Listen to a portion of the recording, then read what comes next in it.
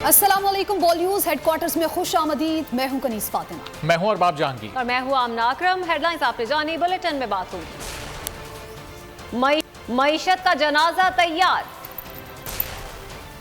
जरदारी शहबाज राब्ते। जमान पाक में गहमा गहमी, कराची मुकाबले का अहवाल और जहरीला पानी और सब्जी।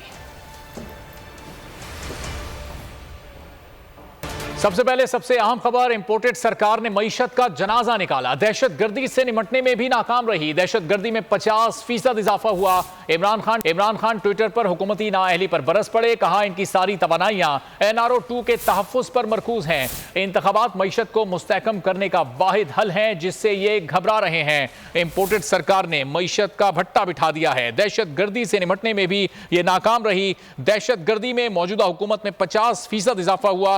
इमरान खान ने ट्वीट किया जिसमें हुकूमती नाअहली को एक बार फिर उन्होंने बेनकाब किया।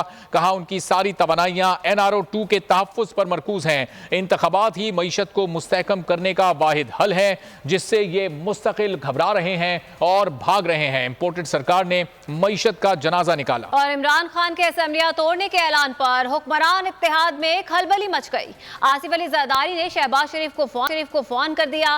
वजीर आजम एक बार फिर चौधरी शुजात से मिलने जा पहुंचे। शहबाज शरीफ ने लीगी क़यादत के साथ सर जोड़ लिए। फैसला किया वजीर आला को गवर्नर के जरिए एतमाद के वोट का कहा जाएगा। वजीर आजम ने इमरान खान के खिलाफ केसेस बनाने के अमल में तेजी लाने की भी हिदायत कर दी। आसिफ अली जरदारी ने भी पार्लिमानी पार्टी की बैठक बुला ली। फैसला ये किया कि हम अगले जुमे को हम दोनों पख्तूनख्वा की असेंबली डिसॉल्व कर देंगे और पंजाब की असेंबली डिसॉल्व कर देंगे। हर जानिब खलबली, मिलने मिलाने के गैर मामूली दौर। कप्तान के बाउंसर से बेहाल हुकूमती इत्तेहाद की भाग दौड़। इमरान खान ने ऐलान क्या किया? हुक्मरानों की नींदें उड़ गईं। क्या शहबाज, क्या जरदारी, सब ही निकल खड़े हुए बारी बारी।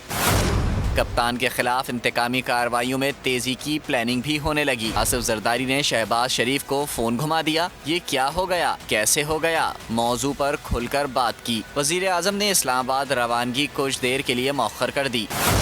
घर से निकलकर सीधे चौधरी शुजात से मिलने जा पहुंचे।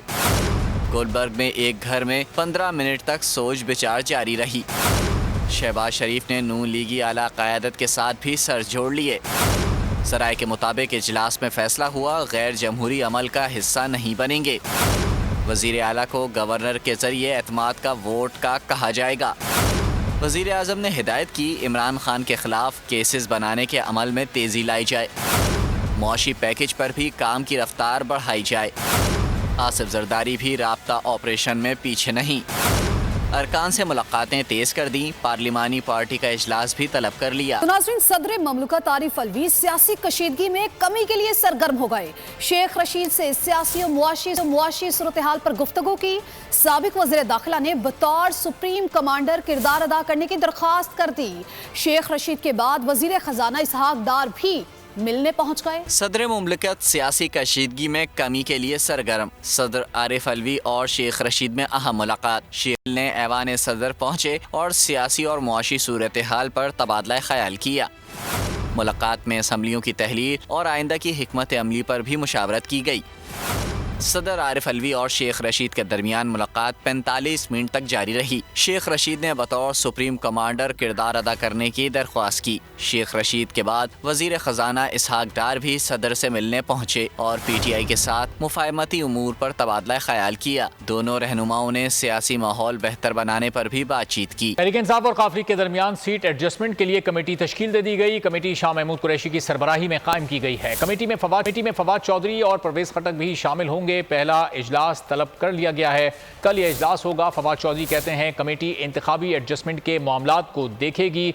शाह महमूद कुरैशी की सरबराही में ये कमेटी बनाई गई है। तहरीक इंसाफ और काफ लीग के दरमियान सीट एडजस्टमेंट के लिए कमेटी तश्कील दी गई है। कमेटी शाह महमूद कुरैशी की सरबराही में कायम की गई है। कमेटी में फवाद चौधरी और परवेज खटक भी शामिल होंगे। कल पहला इजलास भी तलब कर लिया गया है। फवाद चौधरी कहते हैं कमेटी इंतखाबी एडजस्टमेंट के मामलात को देखेगी और कल इसका पहला इजलास होगा। काफ लीग के साथ पाकिस्तान तहरीक इंसाफ आने वाले इंतखाबात में सीट एडजस्टमेंट करेगी और सिलसिले में अब कमेटी तश्कील दे दी गई है जिसकी सरबराही शाह महमूद कुरैशी करेंगे। बोल न्यूज के नुमाइंदे उसामा दुरानी इस वक्त जमान पार्क के बाहर ही मौजूद हैं। वहां पर क्या सरगर्मियां चल रही हैं उनसे जानेगा। एक कमेटी भी तश्कील दी गई है, अहम मुलाकातें भी हो रही हैं, इमरान खान की मुशावरत भी चल रही है। क्या खबरें आ रही हैं अंदर से? जी बिल्कुल, पाकिस्तान तहरीक इंसाफ के चेयरमैन इमरान खान इस वक्त जमान पार्क अपनी रहायशगाह पर मौजूद हैं और जो सियासी सूरत हाल है उस पर आज सीनियर जो पार्टी रहनुमा है उनका इजलास भी तलब किया गया है। और इस वक्त शाह महमूद कुरैशी, फवाद चौधरी और फ़ारूक हबीब साहब जो हैं वो अंदर गए हैं। और इससे पहले जो इमरान खान की जो सरगोदा, खुशाब और जंग से आए हुए जो PTI के कारकुनान थे उनके वफूद से भी मुलाकात जारी थी। और अभी जो है वो पार्टी लीडरान की आमद का सिलसिला जारी है और मुशावरत जो की जाएगी, जो मीटिंग की जाएगी उसके अंदर जो हतमी जो फैसला किया गया है कि सूबाई असम्बलियों को तहलील किया जाएगा, इस हवाले से भी बातचीत की जाएगी। और इसके बाद का लाए अमल जो है वो भी बताया जाएगा, उस पर फैसला किया जाएगा। और इसके अलावा जो मुल्क में सियासी सूरत हाल है उस पर भी मुशावरत की जाएगी और जो पार्टी लीडरान है उनकी आमद का सिलसिला अभी जारी है। जी ठीक है, उसामा दुरानी अपडेट कर रहे हैं। पार्टी लीडरान की आमद का सिलसिला जारी है। शाह महमूद कुरैशी, फवाद चौधरी और फ़ारूक हबीब पहुंच चुके हैं। अहम मामलात पर भी है। बहुत शुक्रिया उसामा दुरानी अपडेट कर रहे थे। और ये अहम कमेटी भी तश्कील दी गई है जो कि अब फैसला करेगी कि काफ लीग के साथ किस तरह सीट एडजस्टमेंट करनी है। शाह महमूद कुरैशी इसकी सरबराही करेंगे, जबकि फवाद चौधरी और परवेज खटक को भी इस कमेटी का हिस्सा बनाया गया है। इमरान खान के असेंबली तहलील के फैसले ने सियासी पंडितों की नींदें हराम कर दी हैं। बाबर अवान ने बोल न्यूज़ को खुसूसी गुफ्तगू में बताया कि 2 ऐवान खत्म हो जाने के बाद इन लोगों को इलेक्शन कराने होंगे। अभी सिर्फ इमरान हुकूमत के नहीं, तोशा, खाना, तहाइफ, अब सब हुकूमतों के अनपैक होंगे। तरफ से कोशिश करेंगे कि जो आईनी रास्ता है उसको रोका जाए, वो किसी जगह से भी नहीं रुकेगा। मैं आपको एक और बात ये बता देता हूँ कि अब इंशाअल्लाह अज़ीज़ बहुत जल्द सारे के सारे जितने भी तोशा खाने, पिछले जितने तोहफे थे वो सारे निकलने लगे हैं, बड़ी जल्दी निकल आए। जो गवर्नमेंट्स हैं, 2 कभी किसने गवर्नमेंट्स अपनी तोड़ी हैं कोई एशिया की तारीख में? 2 रियासतों में कोई कहे जी कि मैं रिजाइन करता हूँ और मैं दोबारा गवर्नमेंट तोड़ता हूँ और मैं जा रहा हूँ इलेक्शन लड़ने के लिए। ये वो काम है। जो ही ये होगा तो बाराकाऊ वाली साइड आप लगा लें, मारगला लगा लें, टेक्सला लगा लें, फैजाबाद लगा लें, जब मोटरवे M2 का चौक लगा लें, ये सारी तरफ तो KP है और पंजाब है। सही है। तो ये किस तरह हो सकता है 7.5 किलोमीटर गवर्नमेंट वाला बंदा कहे जी मैंने इलेक्शन नहीं कराना और वो चल जाएगा उसका जादू। खबरों में आगे देखिए, अवाम के फैसले कहीं और शहबाज सरकार राहे फरार। पंजाब और खैबर पख्तूनख्वा असम्बलियों की तहलील पर निगरान हुकूमत ज्यादा से ज्यादा 8 रोज में जिम्मेदारियां संभाल लेगी। वज़राए आला की सिफारिश पर असम्बलियां कब तक तहलील होंगी? दोनों सूबों में हुकूमतों के खात्मे के बाद निज़ाम कैसे और कौन चलाएगा? मुतालिका सूबों में निगरान हुकूमतें कब तक और कैसे बनेंगी? जानते हैं हेड ऑफ कंटेंट बोल न्यूज़ इस्लाम MB सोमरू की इस रिपोर्ट में। की तहलील और निगरान हुकूमत का क़याम, मामला कैसे आगे बढ़ेगा? आइन में सब मौजूद है। आइन के आर्टिकल 112 की शिक 1 के तहत किसी भी सूबे का वज़ीर आला असम्बली तहलील करने की गवर्नर को सिफारिश कर सकता है। गवर्नर सिफारिश पर अमल ना भी करे तो 48 घंटों के बाद असम्बली अस-खुद तहलील तस्वुर होगी।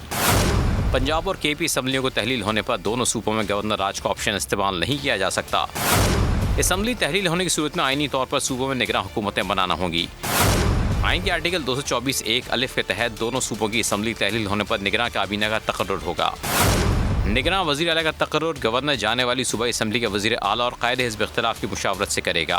आर्टिकल 224 अलिफ की शिक 2 के तहत रुख्सत होने वाला वज़ीर आला और कायदे हिज़्ब इख्तिलाफ को 3 दिन के अंदर किसी शख्स को बतौर निगरान वज़ीर आला तकर्रुर करने पर इत्तेफाक करना होगा। अगर वज़ीर आला और कायदे हिज़्ब इख्तिलाफ मुत्तफ़िक़ ना हो तो आर्टिकल 224 अलिफ की शिक 2 के तहत वो इनफरादी तौर पर नामज़द करदा 2 नाम सूबाई असम्बली के स्पीकर की जानिब से फौरी कायम करदा कमेटी को इरसाल करेंगे। ये कमेटी रुख्सत होने वाली असम्बली की 6 अरकान पर मुश्तमिल होगी, जिसमें हुकूमत और अपोजिशन को मसावी नुमाइंदगी हासिल होगी। कमेटी में मेंबरान की नामजदगी वज़ीर आला और अपोजिशन लीडर की जानिब से की जाएगी। तश्कील करदा कमेटी 3 दिन के अंदर वज़ीर आला के नाम को हतमी शक्ल देगी। कमेटी के फैसला ना कर पाने की सूरत में वज़ीर आला के ओहदे के लिए नामजद नाम इलेक्शन कमीशन को भिजवाए जाएंगे।